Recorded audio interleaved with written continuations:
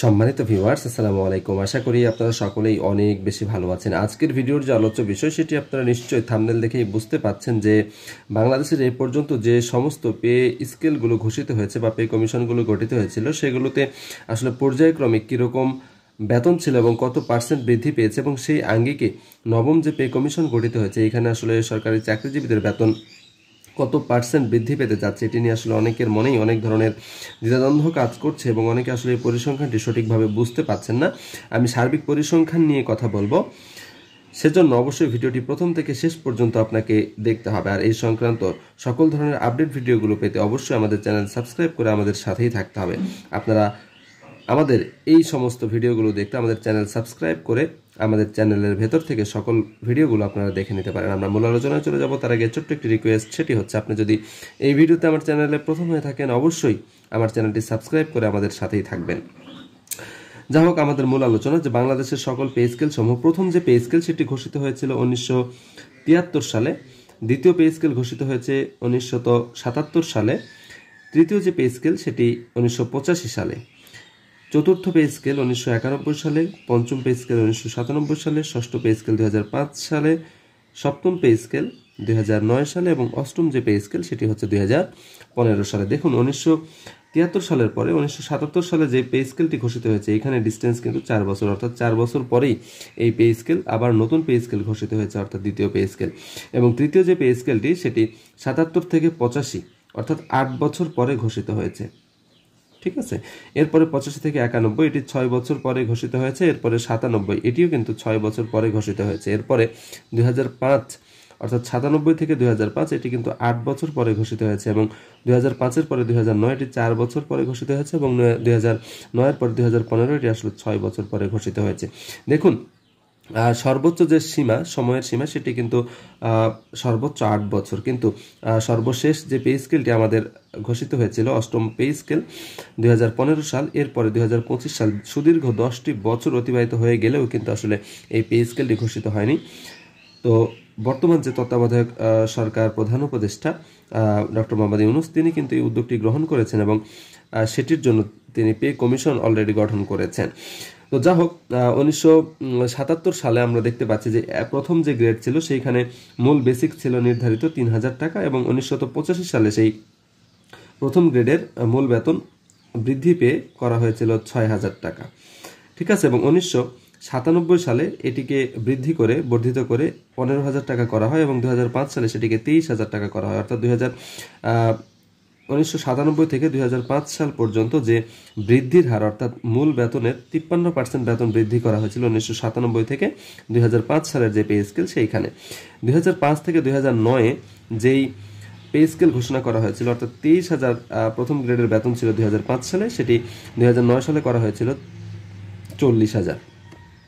তো এই যে বৃদ্ধি এটি ছিল 73% এবং 2009 থেকে 2015 যে পে স্কেল সেইখানে আসলে 95% বৃদ্ধি করে 40,000 থেকে এটিকে 78,000-এ উন্নীত করা হয়।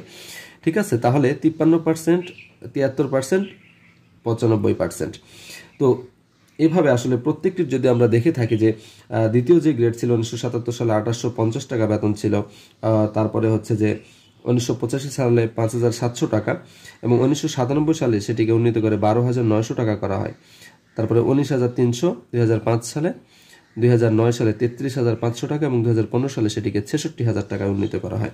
তো এইভাবে আসলে প্রত্যেকটি যেখান থেকে ফার্স্ট ক্লাস অফিসার ধরা হয় সেইখানে 1977 সালে এখানকার যে স্কেল সেটি ছিল মূল বেতন 750 টাকা, 1985 সালে ছিল 1650 টাকা এবং 1991 সালে 1850 টাকা, 97 সালে 4300 টাকা, 2005 সালে 6,800 টাকা, 2009 সালে 11,000 টাকা এবং 2015 সালে 100% বৃদ্ধি করে সেটিকে 22,000 টাকায় উন্নীত করা হয়।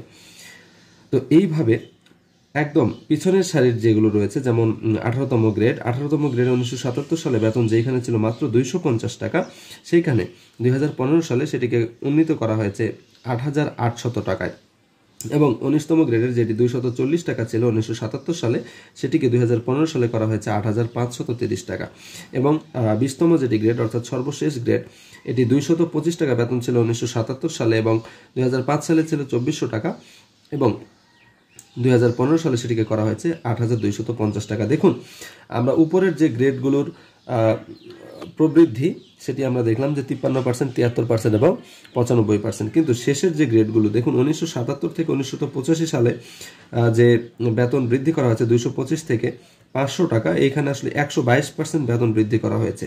1985 থেকে 1991 সালে 500 থেকে 900 টাকা বেতন বৃদ্ধি করা হয়েছে, এখানে আসলে 80% বেতন বৃদ্ধি করা হয়েছে।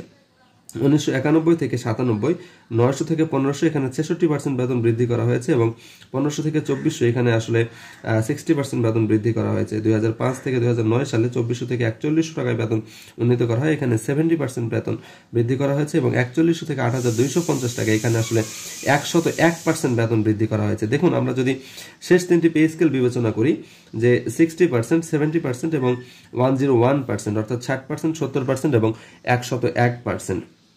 দেখুন যেখানে 95% বেতন বৃদ্ধি হয়েছিল প্রথম গ্রেডগুলোতে, সেইখানে 20তম গ্রেডে কিন্তু বেতন বৃদ্ধি হয়েছে 101%। সুতরাং আমরা এই পরিসংখ্যান থেকে কি বলতে পারি? আমরা এইখান থেকে নিঃসন্দেহে বলতে পারি যেহেতু নবম যে পে কমিশন গঠিত হয়েছে এবং নতুন যে পে স্কেলের কথা বলা হচ্ছে, এইখানে আসলে 1তম গ্রেড থেকে 20তম যে গ্রেডগুলো রয়েছে এইখানকার যে বেতন বৈষম্য রয়েছে, বৈষম্য কিন্তু আর থাকবে না। অর্থাৎ প্রথম সারির যে গ্রেডগুলো রয়েছে এইগুলোতে বেতন বৃদ্ধির হার কিছুটা কম থাকলেও 20তম গ্রেড, 18তম গ্রেড, 19তম গ্রেড এইগুলোতে কিন্তু বেতন বৃদ্ধির হার অনেকটাই বেশি থাকবে। সুতরাং এটি নিশ্চিত করে বলা যায় যে 18, 19, 20 এই যে গ্রেডগুলো এইগুলোতে আসলে মিনিমাম কমাস কম 150% বৃদ্ধি, 150% বৃদ্ধি যা রয়েছে এর চেয়ে 150% বৃদ্ধি হবে ইনশাল্লাহ। এবং প্রথম সারির যে গ্রেডগুলো রয়েছে অর্থাৎ প্রথম থেকে দ্বিতীয়, তৃতীয় এই টাইপের যে গ্রেডগুলো রয়েছে এইগুলোতে বেতন বৃদ্ধির হার আপনার মোটামুটি 50% থেকে 60% পর্যন্ত হতে পারে। ঠিক আছে, যেটি নিচের সারির যে গ্রেডগুলো সেইগুলোতে আসলে 150% পর্যন্ত বৃদ্ধি হতে পারে। তো 150% যদি বৃদ্ধি হয় তাহলে যেটি দাঁড়াবে সেটি হচ্ছে যে 8,250-এর সাথে 150% হইলে এটির যে বৃদ্ধি সেটি কিন্তু মূলত প্রায় 21,000 টাকা মতো হবে। ঠিক আছে, অর্থাৎ মূল বেতন হবে 21,000 টাকা। ঠিক আছে, অর্থাৎ 20,000 টাকার উপরে হবে মূল বেতন 18 থেকে 20তম যে সমস্ত গ্রেড রয়েছে এই গ্রেডগুলোতে। এবং যে 12টি গ্রেডের কথা বলা হচ্ছে, যদি আপনারা দেখুন যে আমাদের পার্শ্ববর্তী প্রতিবেশী যে সমস্ত রাষ্ট্র রয়েছে সেগুলোতে কিন্তু গ্রেড সংখ্যা 12টি, 13টি, 14টি বা 15টি সর্বোচ্চ এরকমই কিন্তু রয়েছে, যেটি বাংলাদেশে আসলে 20টি গ্রেডে বিভক্ত করায় আসলে যে বেতন বৈষম্য বা বেতন কাঠামোর যে একটি মিসইউজ সেটি কিন্তু রয়ে গিয়েছে।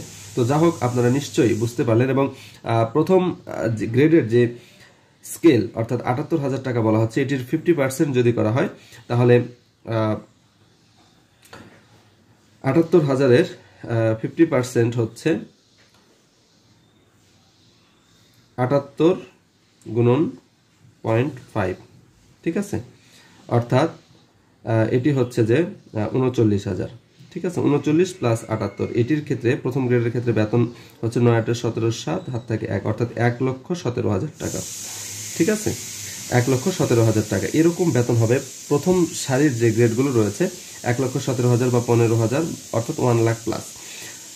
তো যাই হোক, এই ছিল মোটামুটি আজকের ভিডিওটি যদি ভালো লেগে থাকে অবশ্যই আমার ভিডিওতে লাইক দিবেন, ভিডিওটি শেয়ার করে আমাদের সাথেই থাকবেন। দেখা হবে পরবর্তী ভিডিওতে, সেই পর্যন্ত সকলেই ভালো থাকবেন, সুস্থ থাকবেন। আর হ্যাঁ, আমরা কিন্তু আসলে আপনাদেরকে সঠিক যে ইনফরমেশন সেটি কিন্তু বলার চেষ্টা করি, কিন্তু অনেকেই আসলে বিরূপ মন্তব্য করে থাকেন যে মন গড়া কোনো তথ্য আসলে আমরা দেওয়ার চেষ্টা কখনোই করি না, আমরা কিন্তু পরিসংখ্যান দিয়েই কথা বলছি।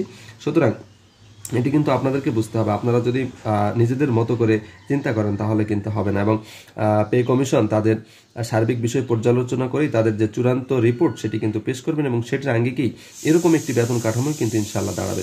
তো যা হোক, সকলের জন্য অনেক অনেক শুভকামনা, সকলেই ভালো থাকবেন, সুস্থ থাকবেন। আসসালামু আলাইকুম ওয়া রাহমাতুল্লাহি ওয়া বারাকাতুহু।